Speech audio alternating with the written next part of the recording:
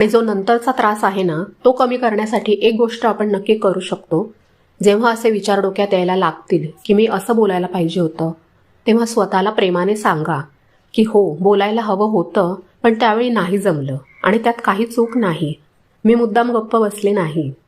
स्वतःला त्या 8 दिवसांच्या विचारांच्या चक्रातून सोडवायचं असेल तर आधी स्वतःला माफ करणं खूप गरजेचं आहे.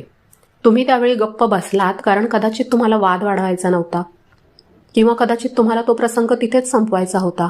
कधी कधी तर अक्षरशः असं होतं की त्या क्षणी तुम्हाला ते लक्षात सुद्धा येत नाही. ते लक्षात यायला वेळ लागतो आणि तोपर्यंत तो प्रसंग होऊन गेलेला असतो. त्यामुळे ही तुमची कमजोरी नाहीये. आणि हो, अजून एक गोष्ट, हे जे बोलता न येणं आहे ते हळूहळू बदलू शकतं. फक्त त्यासाठी खूप मोठे प्रयत्न करायची गरज नाही.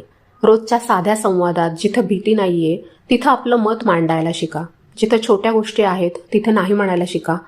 जसं आपण व्यायाम करून आपले स्नायू मजबूत करतो तसंच आहे हे. छोट्या प्रसंगात बोलण्याची सवय झाली की मोठ्या प्रसंगात सुद्धा आपोआप शब्द सुचायला लागतील. आणि ह्याला वेळ लागू शकतो. जर आज 8 दिवस त्रास होतोय तर कदाचित काही महिन्यांनी तो त्रास 4 दिवसांवर येईल, मग 2 दिवसांवर, आणि 1 दिवस असा येईल जेव्हा तुम्हाला अगदी त्याच क्षणी उत्तर सुचेल.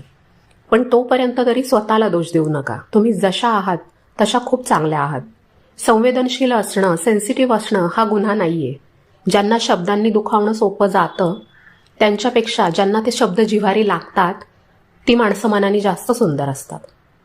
त्यामुळे शांत राहा, स्वतःवर विश्वास ठेवा.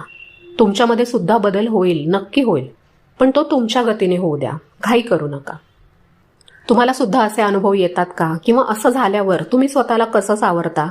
किंवा तुमच्याकडे काही ट्रिक असेल पटकन उत्तर सुचण्याची तर ती मला कमेंटमध्ये नक्की सांगा. आपण अशाच गप्पांच्या माध्यमातून एकमेकींना साथ देऊया. व्हिडिओ आवडला असेल तर लाईक करा आणि आपल्या मैत्रिणींसोबत शेअर करा. चॅनलला सबस्क्राईब करायला विसरू नका. डिस्क्रिप्शन बॉक्समध्ये व्हॉट्सअप ग्रुपची लिंक दिलेली आहे, तिथून सुवर्णमयी व्हॉट्सअप ग्रुप जॉईन करा. पुन्हा भेटूया अशाच एका नवीन विषयावर बोलण्यासाठी. तोपर्यंत आनंदात राहा.